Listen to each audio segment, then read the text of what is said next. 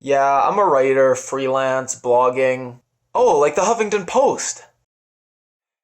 So I loved the ice cream truck. I thought its portrayal of suburban housewives was so on point. They nailed everything. There was the gossiping. So Mary's new to the neighborhood. She meets one of the housewives. And then later, the housewife comes back with two others.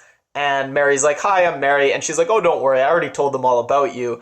And then the snooping and the eavesdropping later in the movie, one of the housewives is doing the worst job of pretending to garden I've seen. She's holding this tiny little gardening tool and just poking at the soil around this single flower, clearly trying to listen in on the conversation. And so many passive aggressive comments. Mary's out for a jog, and one of the other moms is like, "Oh, you're a runner, how nice. How do you find the time?" You get so many faces that look just like this. And it even pokes fun at the kids a bit. The ice cream man's like, "Rum raisin's my favorite." And then one of the kids is like, "Rum raisin? Ew, what's that?"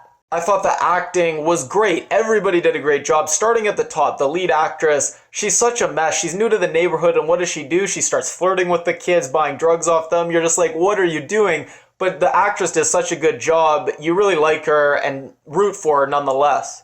And then the movie did such a great job creating suspense and tension because all the characters were so weird and creepy and strange that for a lot of the movie, you really didn't know which way the movie was going to go. But, and I'm going to explain why I almost gave it a 10 out of 10, but why I had to give it a 9, but I'll do spoilers, so if you don't want spoilers, stop watching. Now, as I said, initially, there were so many weird characters and creepy elements that I felt, even though it's called the ice cream truck and you had an idea what the movie was going to be about, it was still kind of unpredictable and you weren't quite sure which way it was going to go. Now, towards the end, I felt the movie lost that, and it was all about this flirtation with the younger guy. And while I enjoyed this, I thought it was a great depiction of it.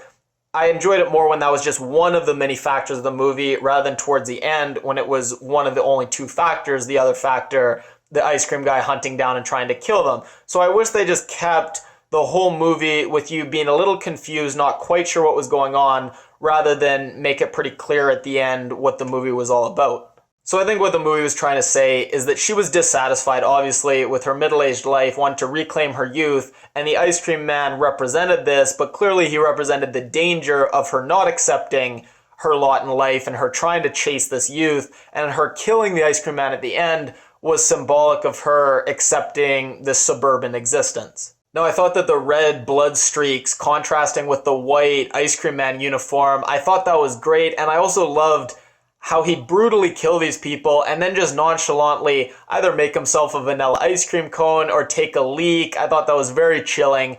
And then last thing, it was the first time I've seen a horror movie, he's stabbing, and the camera, it looks like it's in the girl's stomach who's getting stabbed. I've never really seen that before. It was kind of a cool effect. If you like this review, please give it a thumbs up. I review movies at least every Monday, Wednesday, and Friday. I do horror movies every Wednesday, so if you haven't already, click my face to subscribe, and if you leave a comment, I'll read it and reply.